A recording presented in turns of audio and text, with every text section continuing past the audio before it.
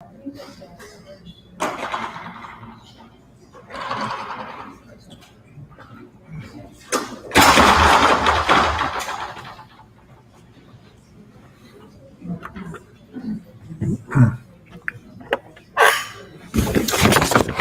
welcome once again to ARTbreak, everyone.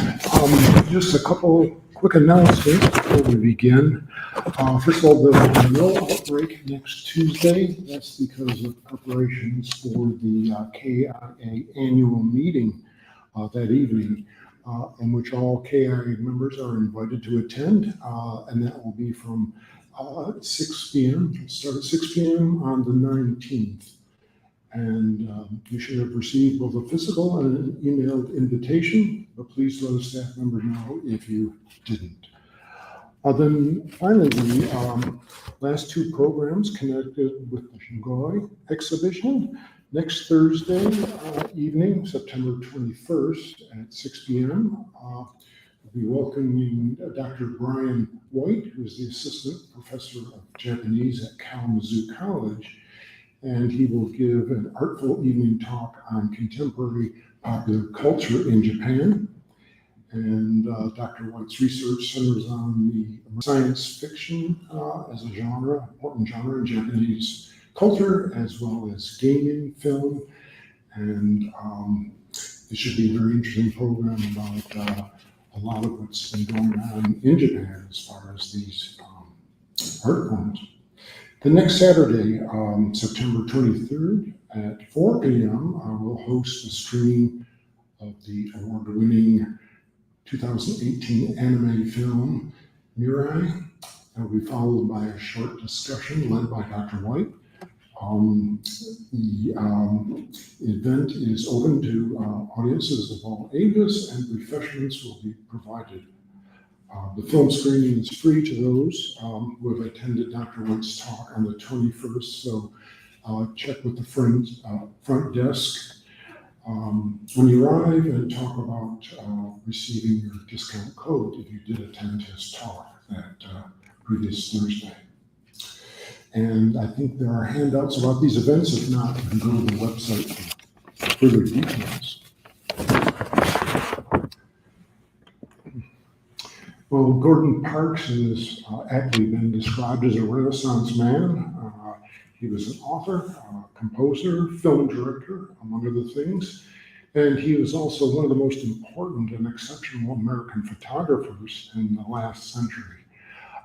He worked in every field, photography from fashion to fine art, but it's really his work as a photojournalist that he made a unique contribution. In 1948, he was hired by Life magazine as a staff photographer, and he was the first African-American staff photographer to be hired by the magazine. And this was a position he held for more than 20 years. And this goes to the civil rights movement and many other important events. And Parks really brought his unique perception to it. To call him a photojournalist is perhaps to understate his contributions.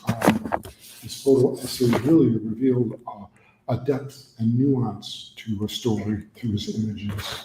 And they've even been called poetic in the sense that often poetry is able to reveal perceptions and feelings that can't be captured in prose or straightforward photographic images. We're very fortunate the KIA collection has one of his most iconic works, American Gothic. And to hear more about that and the rest of Parks' remarkable photographic essays, we're very pleased to welcome Sam Grossman. Sam is a retired doctor, and he's also a KIA docent, as well as being a former darkroom photographer, which I think gives some special insight into Parks' works. So please welcome Sam Grossman.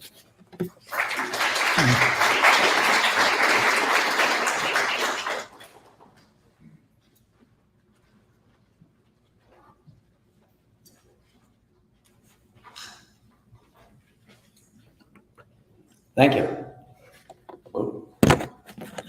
This is to remind you, if you have a cell phone, would you mind either shutting it off or turning it on to silent, so we're not interrupted by Baby Shark or any other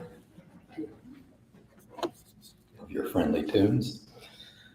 So I got interested in, is this too loud? I don't know, it seems loud to me.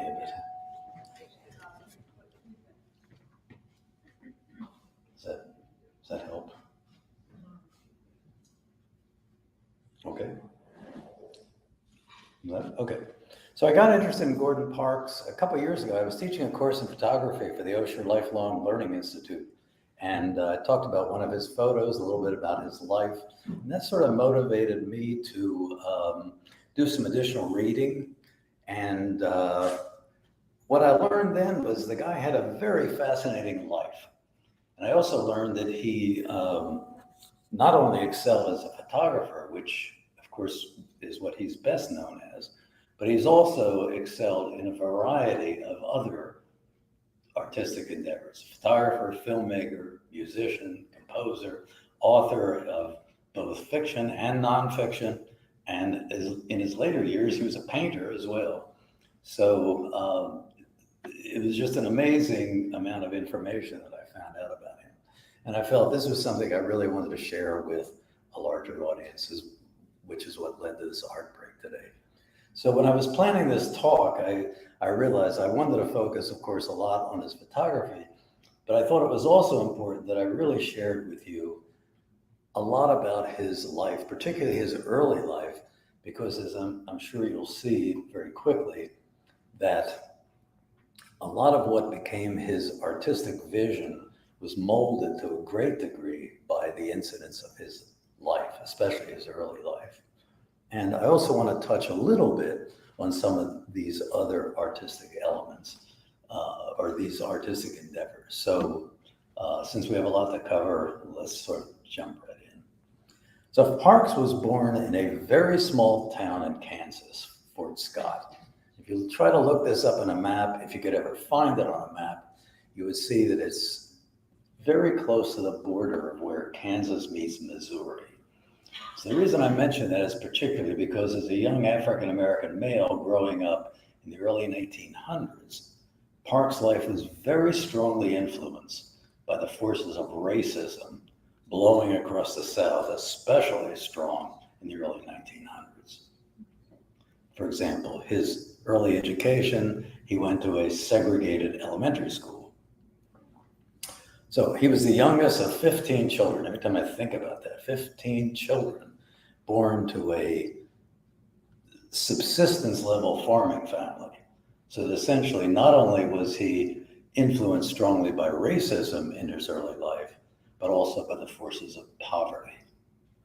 So as I mentioned, he went to an elementary school that was segregated. His high school, on the other hand, was integrated.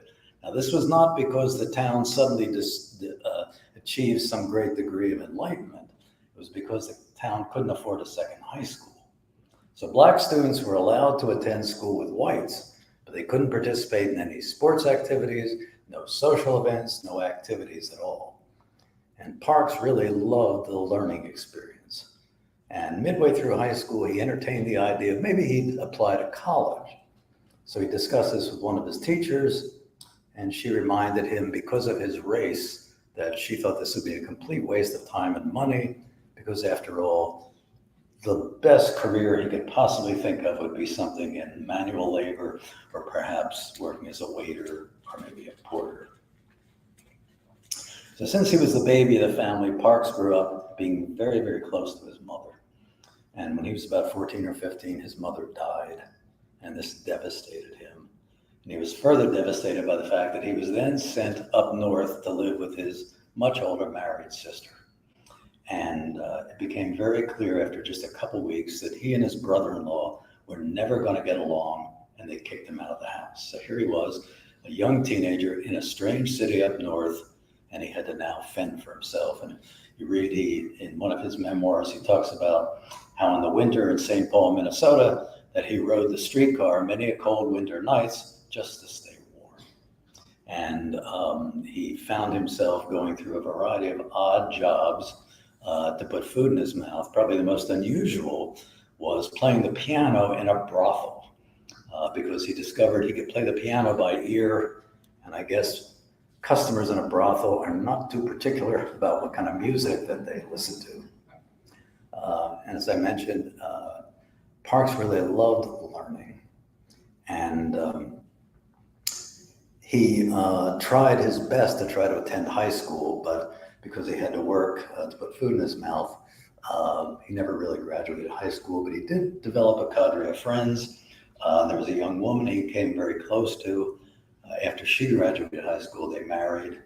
And when the first child, Gordon Jr., came along, he realized he really needed to find a good, steady job, which he did get on the railroad. And there was a railroad line that ran from Minneapolis down to Chicago and over to Seattle. And so he got a job on the railroad. And I mention this particularly because, curiously enough, it was on the railroad that he luckily found his entree into photography, because one of his fellow waiters loaned him a magazine, and he was flipping through it and suddenly came across this photo spread showing the effects of the Depression and the Dust Bowl on people out west. And this just struck Parks immediately. And he looked at these photos and thought, he'd been looking for some way to express himself. And these photos just struck him as something that he thought this could be a medium that maybe he could do, and maybe it could be an entree into his way of expressing himself. So the next time the train went through Chicago, he went to a used bookstore, bought himself a book on photography, and all the way out to Seattle, he studied that book. And when he got to Chicago, he went to a pawn shop. Went to a pawn shop for $12.50, bought this camera, Voigtlander. He knew nothing about cameras, but the name sounded kind of exotic. So he bought that camera and went down to Puget Sound and started taking photos. And as he wrote his memoir, I took it down to Puget Sound, photographed some seagulls, and damned if I didn't fall into the water. But I held on to the camera. He was fortunate some men helped fish him out of the water. When he got back to St. Paul, he took it to the Kodak store. They checked it out. The camera was working, and they were very impressed with the photos they had taken. And so they encouraged him to keep shooting, and ultimately they started displaying his photos in the Kodak store window. And one of the clerks encouraged him, he should go around to some of the local department stores in St. Paul and see if they'd be willing to let him shoot photos of their models doing their latest fashions. Now, Parks didn't know a darn thing about fashion photography, but he talked himself into a job shooting fashion photos for Murphy's department store.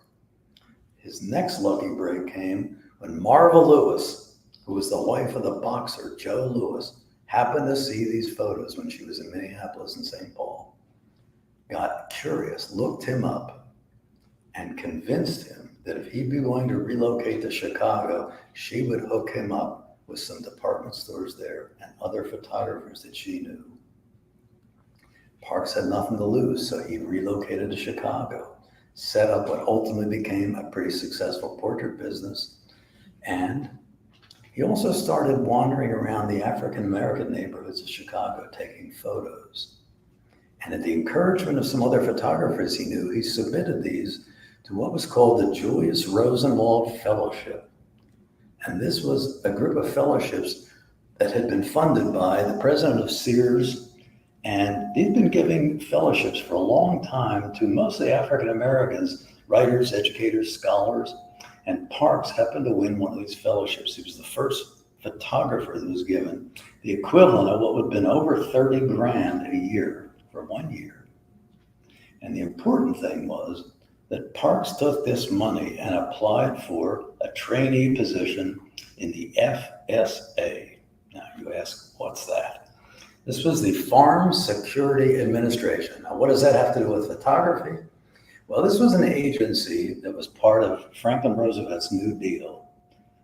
It was active about 10 years, and today it was known principally because they had hired a small cadre of photographers, and their goal was to help educate and make known around the country the effects of depression on people, especially out west in rural areas. most of those photographers had their careers jump-started by being employed by the FSA. People like Dorothea Lange, Walker Evans, Ben Shawn, and ultimately Gordon Parks. And so Parks, because he had this grant, the government didn't have to pay him.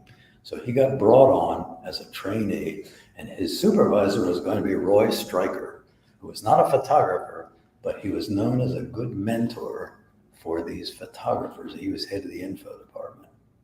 So in 1942, there goes Parks to Washington, D.C. And as he put it, he arrived eager and excited. I was optimistic, bulging with new strength. I was like a kid about Washington, excited, thrilled. I was dumb enough to regard it as a symbol of everything wonderful in the United States. And so he finally met with Roy Stryker his first day. And Stryker said to him, I want you to go out and get to know the city. Get yourself some lunch, maybe go to a movie, check it out, relax, buy yourself some new clothing, and come back tomorrow and we'll meet again. So Parks took him at his word. So he went to a lunch counter and they would not seat him. This was 1942, a black man in what is essentially a southern city. Remember, Washington, D.C. is located in the middle of Virginia and Maryland. So Parks got a little put out, but he said, okay, I'm going to relax, go to a movie theater. They would not sell him a ticket. Finally, he went to a department store, and as he recounted his memoir, he went up to the 5th floor to try to buy a top coat, and people treated him like a ghost. They would not answer anything he asked for. He went home angry and discouraged, and years later, he realized that this was something Stryker had probably intentionally had him do to let him know what things were like. In this radiant, historic place, racism was rampant. This is Parks' own words. Next day, he came back and met with Stryker. Stryker cooled him down a little bit, and his next job was then to go back into the files and see what the other photographers had done. Look at their photos to see what he could learn by them. He spent several days doing this, and what he learned was the power of photography. And his first memoir was called A Choice of Weapons. And he realized that the camera could be a weapon against some of these things that he had run up against, a weapon against poverty, a weapon against racism. And he learned the importance, as he said, of photographing the victims of injustice, not the perpetrators of injustice. After several days, he came back late in the afternoon and met again with Stryker. And Stryker pointed out a woman down the hallway, an African-American woman who was scrubbing the floors. And he said to Parks, you should go down and talk to her. Parks had no idea why, but he went down and talked to her. And Ms. Watson told Parks her life story and allowed her to be photographed. So this woman had been pregnant right out of high school. Her husband had been shot to death 2 days before her second daughter was born. Her own daughter had 2 children, born before she was 18 years old, and then she died after her second child was born. She'd been qualified as a stenographer, but because of her race, was unable to be hired as such. She prayed twice a day, and she read the newspaper twice daily. And that night, Park took 2 photos of her, and those are the 2 photos. And they were labeled as government charwoman.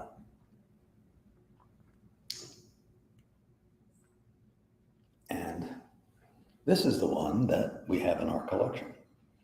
It's an 8x10. And it is labeled in our collection as American Gothic. It was not labeled at that time as such.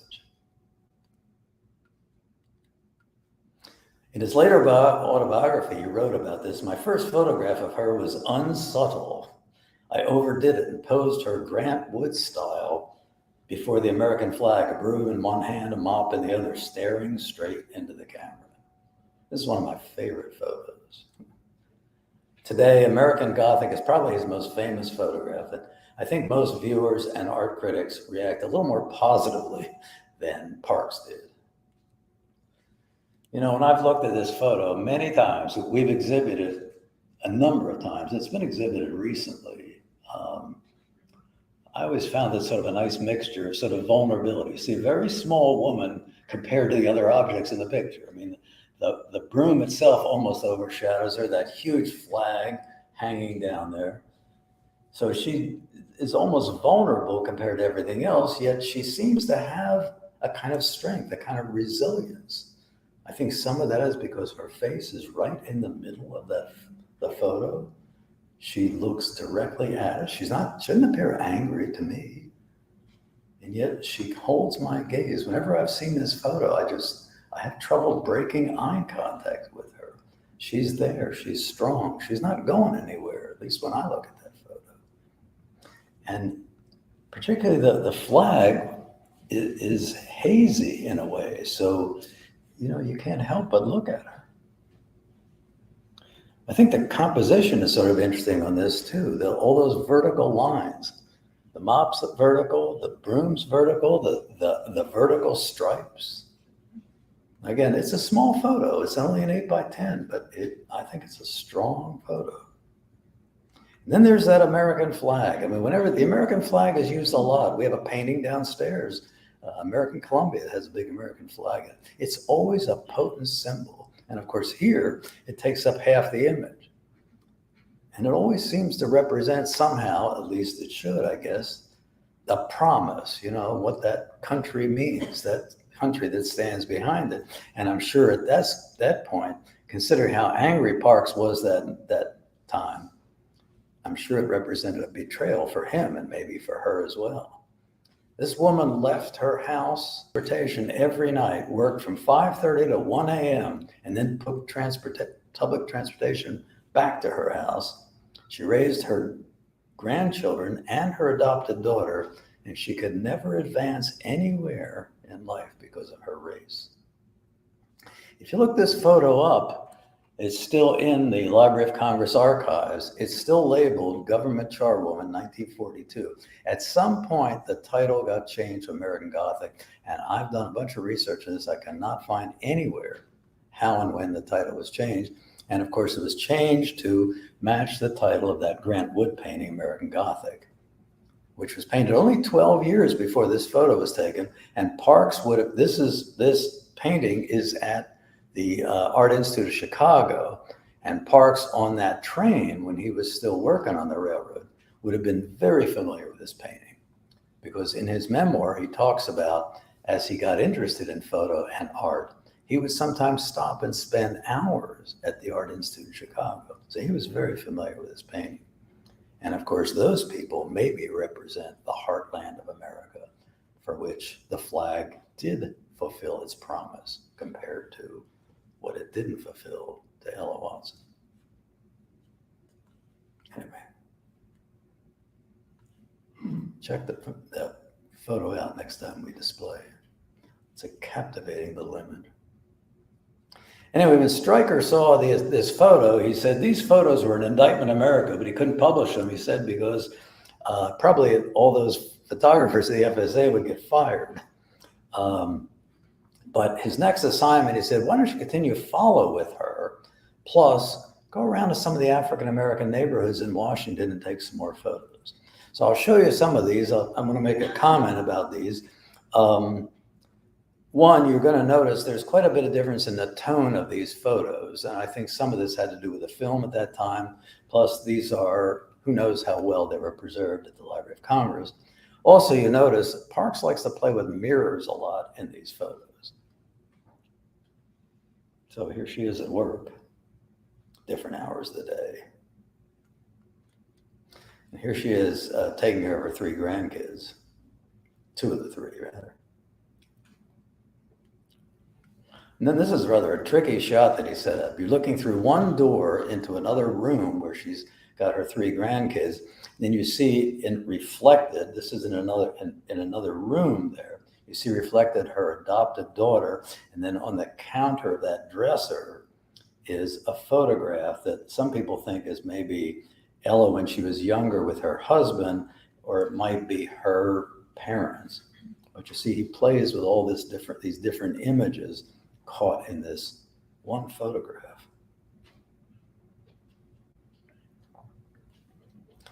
And then there again, she's reflected in the mirror. This is her little shrine in her bedroom that she prays at twice a day. And there's another daylight photo of that. And then some kids in the neighborhood.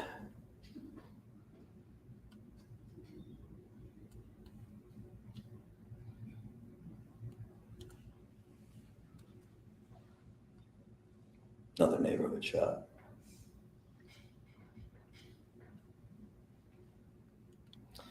Then this is another one of these mirror shots that he kind of plays with again. The woman in her bedroom, another mirror reflected in a mirror, and then you're seeing that photo of FDR on the wall. I didn't find so many uses of mirrors in other ages or in other photos that he did, but through this period, he seemed to like to play with these mirrors a lot.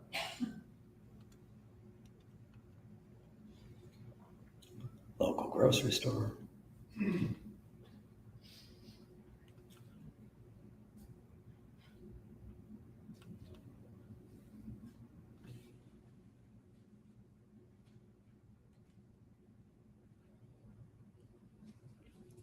Cool neighborhood character.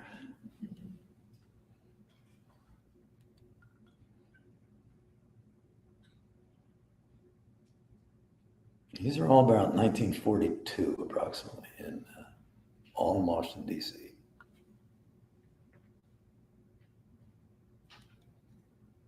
Love this little ballet class.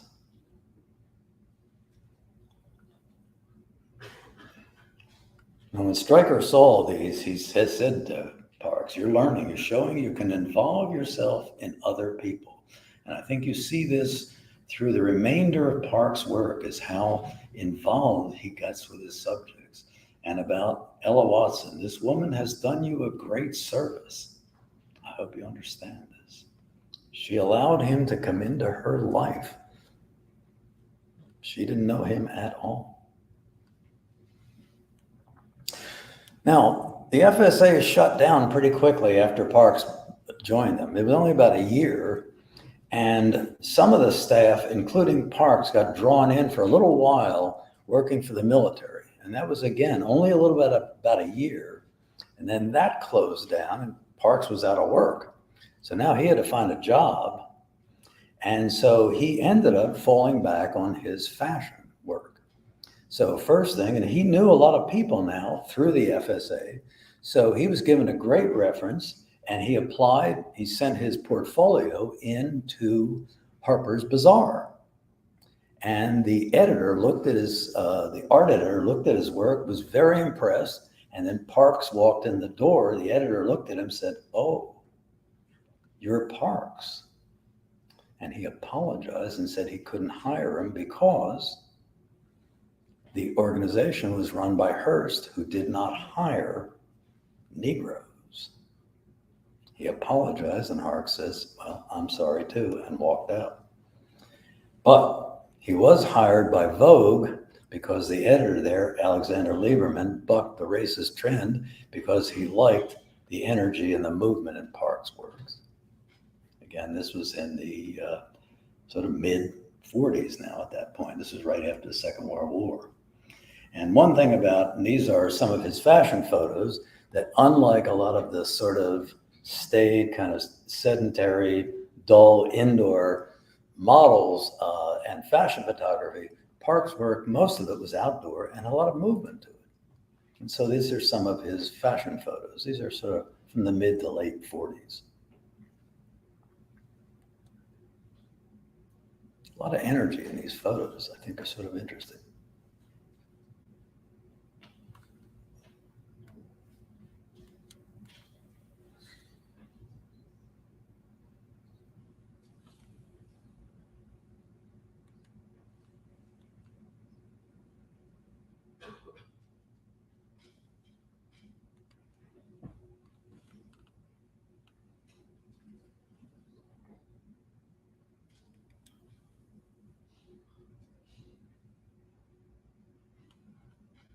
And here's one of Parks shooting some of his work outside.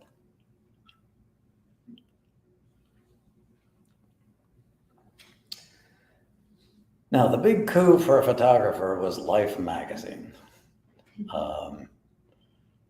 In one of his memoirs, he wrote 4 different memoirs for different stages of his life. While he was still working as a railroad porter, but very interested in photography, he recounted a meeting with with Bob Capa, who was a war correspondent. And when he saw Capa, Capa was carrying a little suitcase that had a Life magazine logo on it. And what he said to him, now again, he was at that point a railroad porter. He said, one day my name will, that name, that is Life magazine, will be on my camera bag. And Capa said, fine, I'll reserve a locker for you when I get back. And Capa flipped him a tip, a $50 or something. And what he said was, I refuse to be logical about that desire. My mother's words still rang in my ear. If a white boy can do it, so can you. Don't ever come home telling me you can't do this or that because you're black. But he said was the only thing I feared I might not be given the chance. She would have said, make your own chance. See, this is why he was so close with his mother. So the thing about Life magazine, I don't know how many of you know or remember Life magazine. It was a weekly. It was a large format. It had a lot of photos in it. So the advantage was, instead of getting paid because you occasionally got a story on print, you were paid every week. You got to travel a lot. You got plum assignments. So if you were on staff at Life, you had it made as a photographer. So he accidentally got an interview with a couple of editors. There's a long story behind that, which is not worth going into. But he had with him another assignment that he'd been working on. So these editors said, okay, show us what you got. And they looked at it and they were impressed. So these 2 editors who weren't interested in him at all suddenly looked at his work and said, okay, I got it. So if you were going to come work for us and do a spread, what would you be interested in working on? And off the top of his head, and he's had no idea why he said this, I'd do something on the Harlem gangs. And they said, okay, we'll do it. And right then and there, he suddenly had himself a gig for Life magazine. And they offered him an amount of money which he thought was too low, and he almost said, never mind. And then they said, but we'll give you an expense account which is unlimited. And then he said, okay. And he went ahead with it. So this was in 1948. And so the way he went about this was he went to one of the precinct offices or precinct stations and located a detective there who was known for having good relationship with the gangs. And the sergeant there introduced him to a guy named Red Harrison, 17 years old, who was head of this gang called the Midtowners. This young guy had never even heard of Life magazine at all. But Parks cozied up to him and got to know him. He did not even bring out his camera. He took this guy for rides. He brought him little presents. He gradually introduced himself to the members of the gang. Got to know the gang, and then eventually brought out his camera. And he took pictures of them on the street. He took pictures of them in home. And the point was to take a human angle. He made no judgments about them, and ultimately produced the photos that I'm going to show you. So here was the area of Harlem that they operated in. And then here are some of the photos. Not all these made it into Life, but here we're going. Now, when you start looking at these, think about, do these stand out as gang photos? Not really. He's involving himself with the people.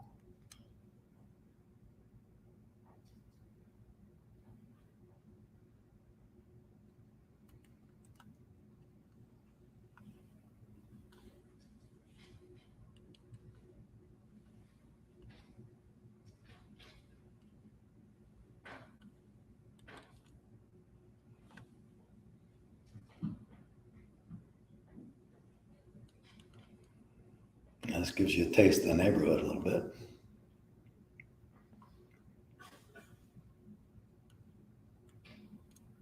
One of his gang members decorating the neighborhood. Very few of these photos show any hint of violence. This is a little, let's say, dust up. And sort of a typical summer neighborhood activity. And then again, catching the humanity of the people involved.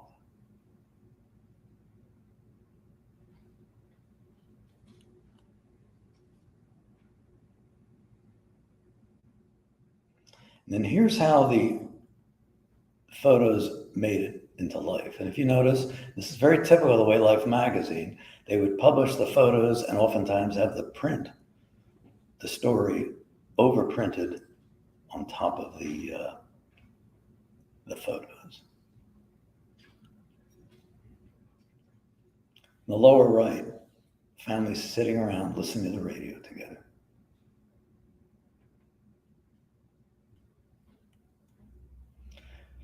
The picture on the left, one of their friends who was from another gang that was sort of sympathetic with them was found dead on the street. And here they are going to his funeral.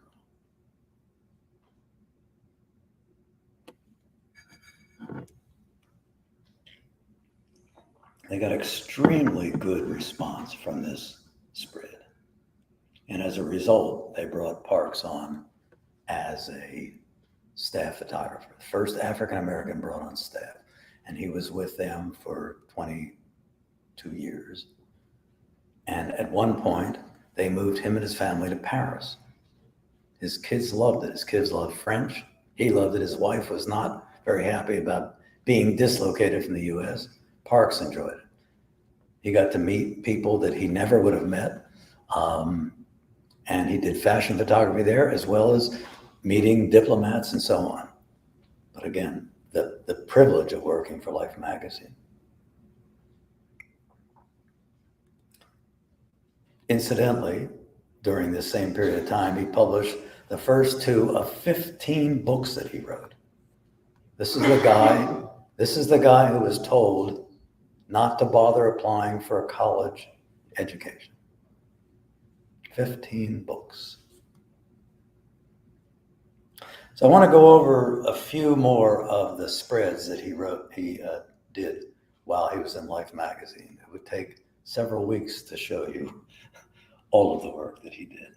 So in 1956, this was after the bus boycotts in Montgomery.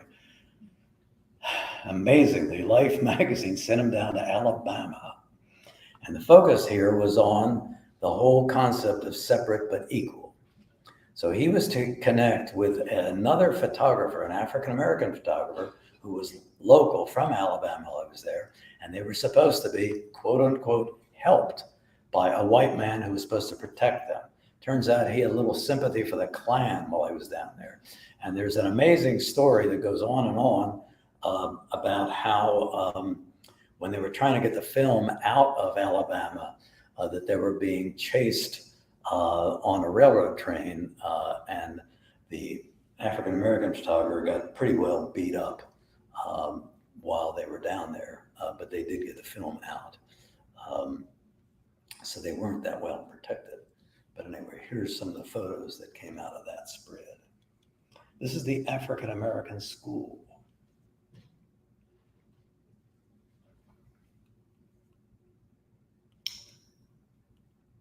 And here are the children looking at the white school through the fence. Most of the rest of these are posed, but I'm sure you get the picture.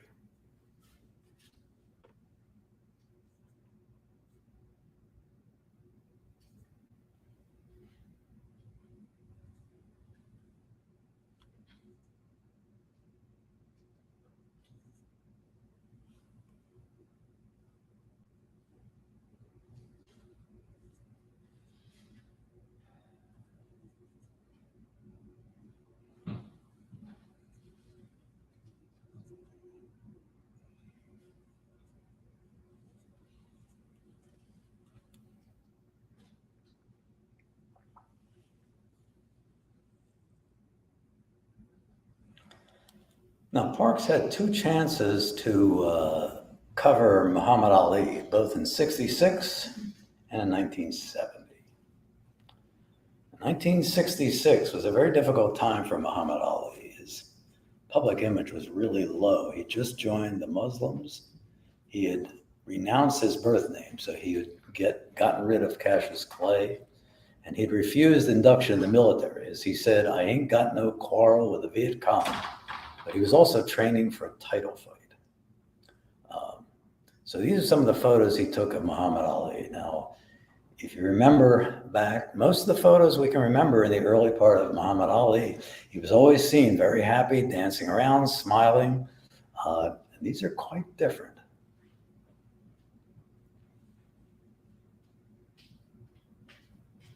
There he is in prayer.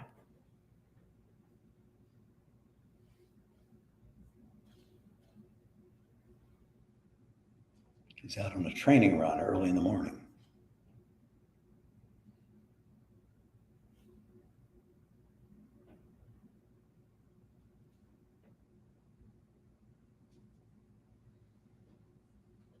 Says a lot about the man with just the hands, doesn't it?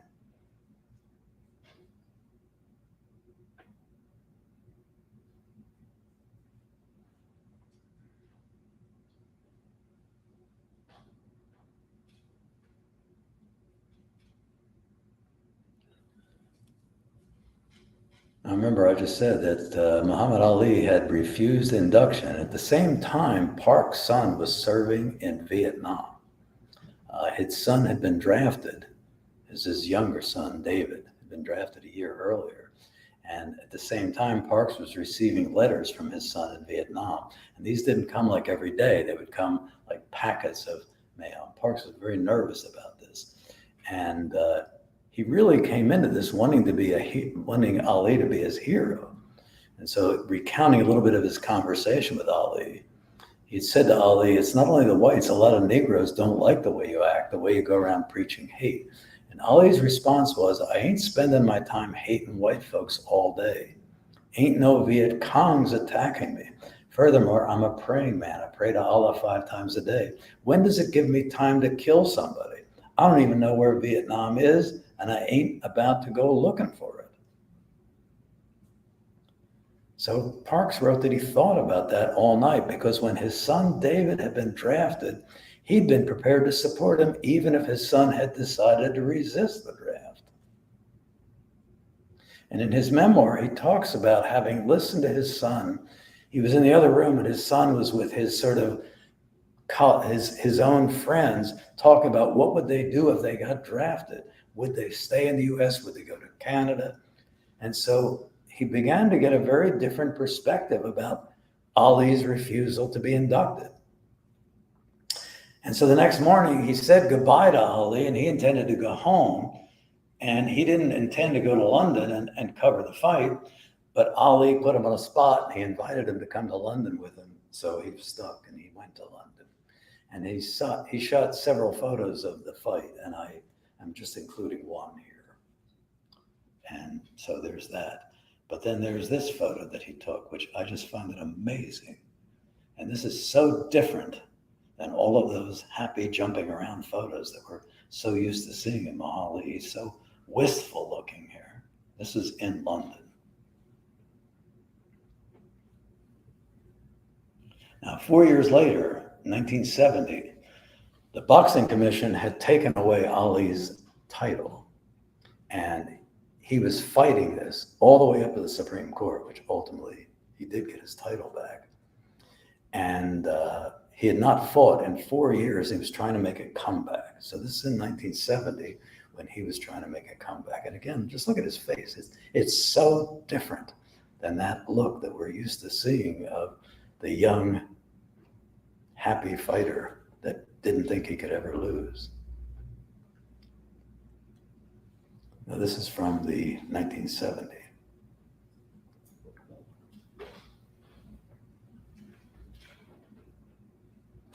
He was sparring here. And then there's this one where he's sort of kidding around. And then this is the cover shot from 1970. Look how he's back.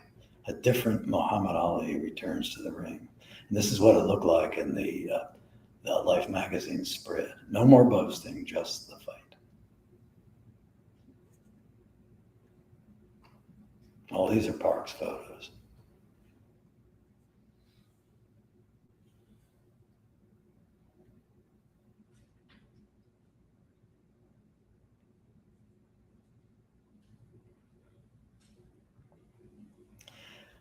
Now, Harlem Family in 1968. So this was the last photo spread that he did for Life magazine. This is in 1967. There was a significant number of race riots across the country, and he was called in to have lunch with a couple of the editors of Life magazine. He was well established with them by then. And they asked him what he thought was the cause of all these riots around the country, and was there anything that Life magazine could do to help? And Parks wrote that he was pretty sure he knew what the answer was, but he told the editors he wanted the weekend to think about it. And so he didn't go home, but he spent the weekend walking through Harlem, what he called the worst areas. And this is what he wrote. He said, Harlem, a prison of crumbling squares, seemed to be sinking into itself. Its inhabitants were a long way from the promise of the American dream.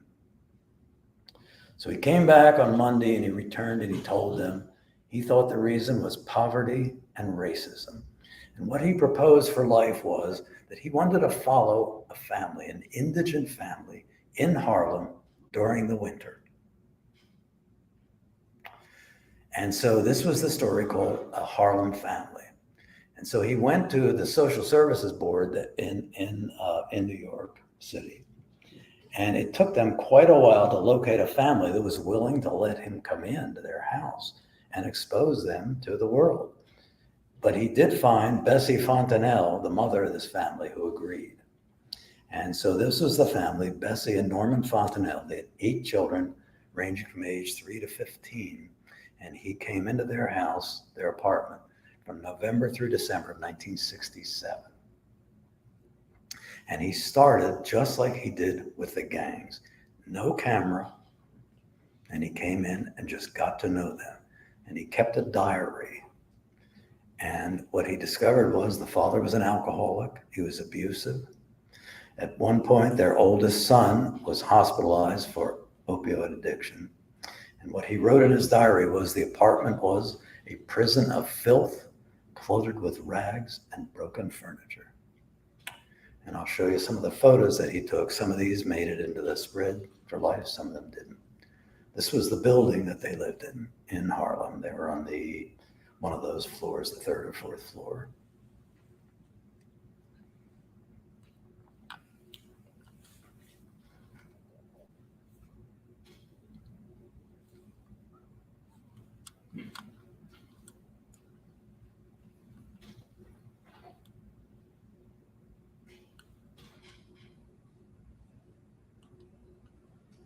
This was the sort of an airspace between the 2 buildings.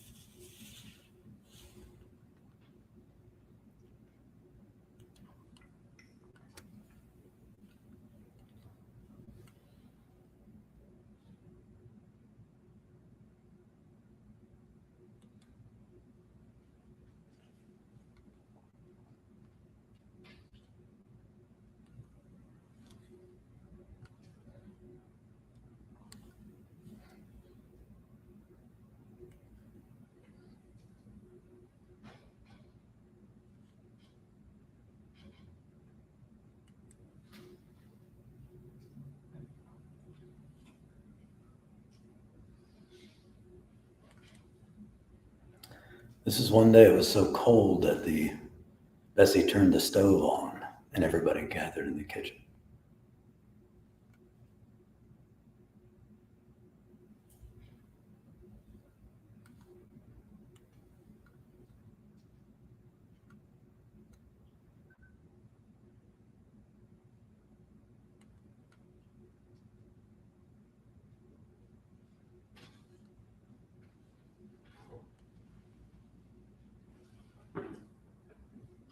These are actually, it's hard to see, but these are two separate photos. I combined these on one page.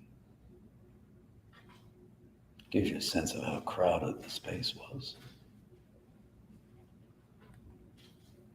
Here they are at the what's called the Anti-Poverty Board.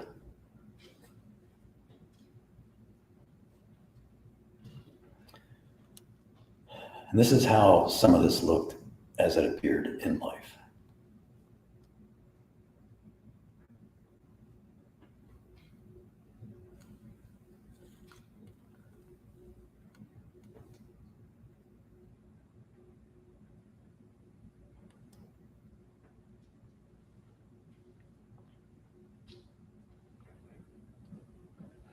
And as I said, this was his last major project for Life magazine. And he suffered a lot with this, a sense of guilt, because he was living in the comfortable suburbs, and then these people were living in desolation. And he tried constantly to remain journalistically detached, yet he was sympathetic. They got a tremendous reader response to this. People sent in money. Life magazine gave the family a fair amount of money for this. The family ultimately was able to move from that and was able to get a single house where they did much better for about 2 years. And then a fire broke out in the house. The father and one child died in the house. Park just felt incredible guilt because he felt they ended up what he thought was worse than when he began with them. And through the rest of his life, he would check in occasionally with Bessie Fontenelle. And, you know, it was one of these things that he ultimately felt, you know, bad about the whole situation, but that was the situation. All those photos ultimately came out in a book form, as did many of his spreads for Life magazine. So the time remaining, I want to talk a little bit about some of his other endeavors. Early in his career with Life, he was talking to one of his coworkers and talked about his early childhood. And they said, you know, you should write this stuff down, which is what he did. And this came out as a novel form in 1963 called The Learning Tree. And this is a semi-autobiographical novel based on his life in Fort Scott, Kansas. And it sold pretty well, and it's still out there. And I think it's something that did sell well. Now, over a period of time, there was talk about making a movie out of this. And as things go in Hollywood, people were interested and they weren't interested. They were interested, they weren't interested. Parks got to know a lot of people in the movie business through his photography. And I want to talk a little bit about the film version of this. At one point, he suddenly got a phone call. And this was in the late 60s. And he was to fly out to Hollywood immediately, like get on the plane right this minute. A studio president was put in place who knew his photography, liked the novel. They had a 15-minute meeting, hired him immediately to direct the movie. And this is like after 6-7 years of yes and no, yes and no. And so this film came out. I think I missed it. No, I didn't miss it. He had done a little bit of work in Hollywood doing documentaries. But in 1969, The Learning Tree came out as a film. It was the first film directed by an African American for a major studio, Warner Brothers. And Parks had all of this on his shoulder. Director, wrote the screenplay, wrote much of the score. And as a result of his power position, he was able to put a lot of African Americans in major crew positions. Now, the good news was he had all this power. The bad news was if the film tanked, it was all on him. Fortunately, the film did pretty well. At his choice, it was shot in his hometown of Fort Scott, Kansas. Now, this was a town that was still fairly heavily racist. And when they heard there were all these blacks coming in who had power positions, they got some pushback. And there was a big to-do about it until they found out how much money was going to be spent in the town. And all of a sudden, everybody said, oh yeah, that's fine. And so suddenly it all went very well. And Parks was very well organized. And the film was generally very well received. And so here's some still shots from the movie. The scene in the upper right, that's the woman, the teacher, telling him that he should not apply to college because of his race.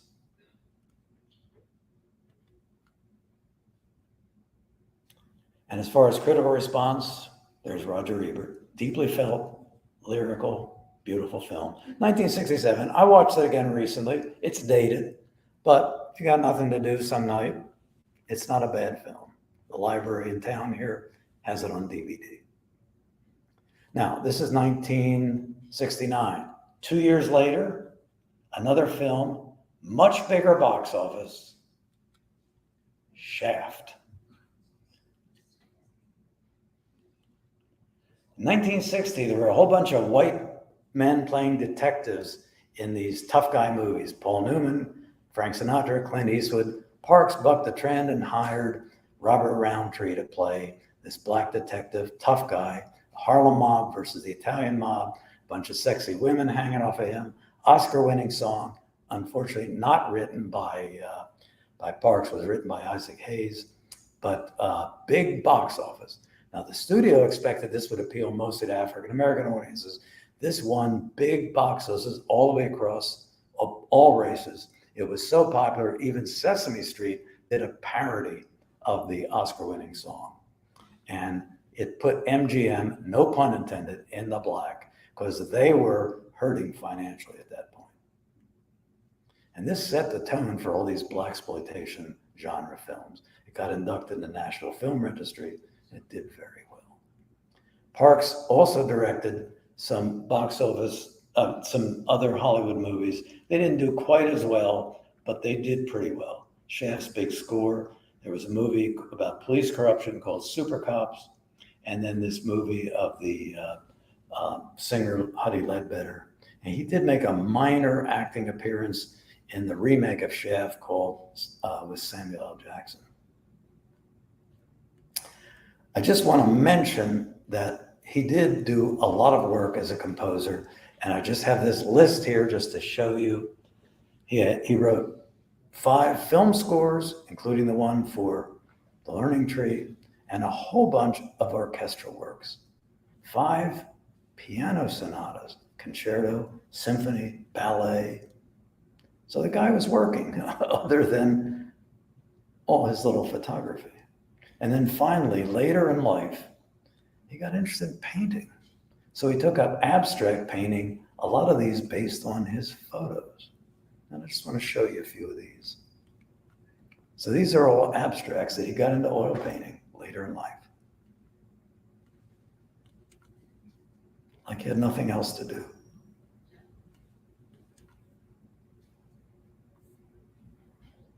Backing up a little bit, in 72, he won the Spingarn Award. This is an award given yearly by the NAACP, considered to be the most distinguished honor a Black organization could bestow. And the letter that he got said, this year's award nourished the tradition of excellence, which has accomplished, among others, Richard Wright, Langston Hughes, Martin Luther King, Paul Robeson, Ralph Bunche, Marian Anderson, Leontine Price, and others including George Washington Carver, Jack Robinson, Duke Ellington, Colin Powell, Maya Angelou, John Lewis. A pretty good crowd to be part of.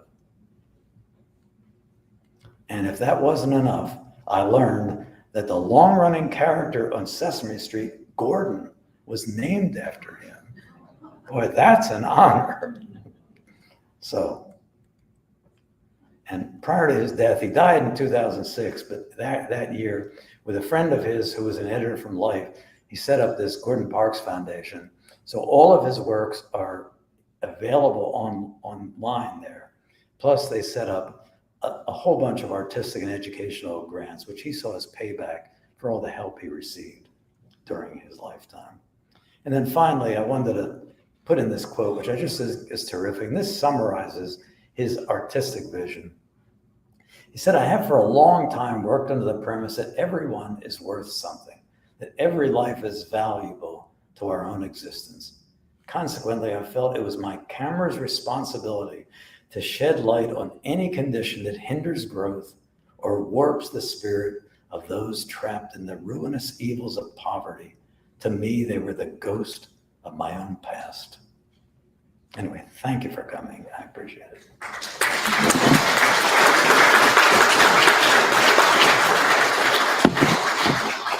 Well, that takes us pretty much to one. I'd answer any questions if there are any, but yes, sir. Tell a little bit more about his married life. Well, he went through 3 wives and divorced every one of them. He had, I think, 4 children. I think 2 of them were from his first wife and 2 from the second wife. He has a bunch of grandchildren. His first son, I know, Gordon Jr. was killed in a plane crash, but he has, I think, 8 grandchildren. But all his wives ended in divorce. I don't know if that says anything or not. Are any of his children, grandchildren, are they famous? I don't believe so. No, I don't believe so. I know his first son, the only one I know anything about his first son. His first son was in the movie business, and he was killed in a small plane crash on his way to a, as part of it, the film business that he was in, like an independent film business. Yeah. What sort of photography did he do before he went to the FSA? Well, I think he was just doing his own thing. Well, as I said, in Chicago, he was doing some portraiture work, and it was mostly, I think, paid photography. As people would come in and have their portraits done. He was also doing some fashion work, but then it was going around to the neighborhoods and doing photography that was kind of local stuff. But that was his entry to get photos that he would then submit for this fellowship. So it was essentially money making and then getting into the FSA. Ma'am? You wrote musical scores. Any evidence of musical training? No, as far as I know, he had no training. So this was asked about musical training. He played by ear. So I don't know the quality of his work. So I don't know that he had any training.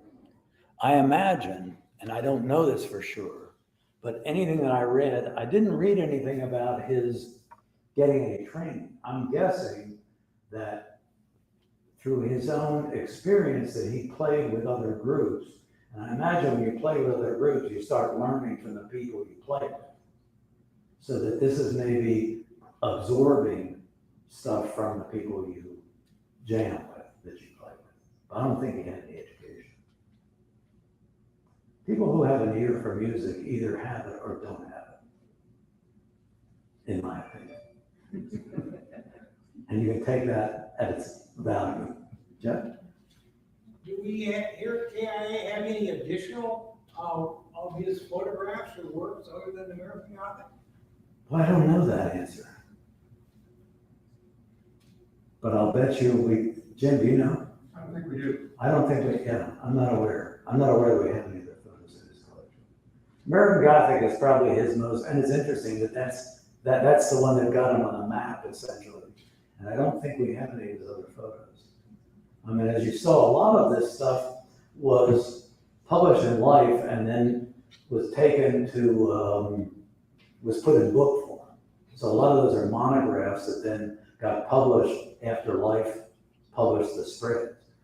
But I don't believe that we have any of his other photos. And a lot of it is, he did so many photos that a lot of them are in the Library of Congress, the early ones in the Library of Congress collection. Anything else that I don't know the answer to? I can come up with a lot of questions I don't know the answer to. Anyway, yes, ma'am. I just want to say thank you. This was wonderful. Well, thank you. Thank you. I appreciate it. Thank you very much. he's an interesting guy. And if you're interested in any of us, as I said, he wrote 4 memoirs at different points of his life. He obviously wanted to tell people about things. I know his early one is available in the library. Thank you again for coming. No.